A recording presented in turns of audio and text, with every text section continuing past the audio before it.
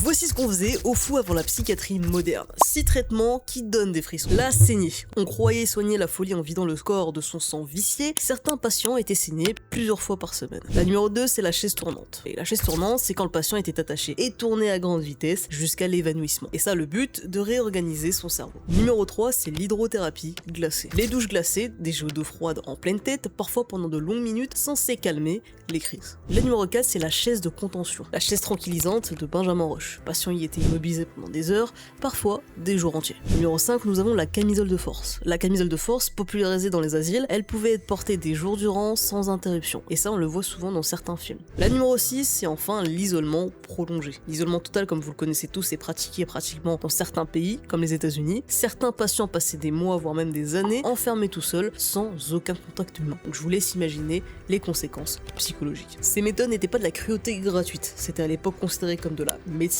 et il faudra attendre le XXe siècle pour que la psychiatrie change radicalement de visage. Mais d'après vous, lequel de ces 6 traitements vous glace le plus le sang? Je vous laisse répondre ça en commentaire.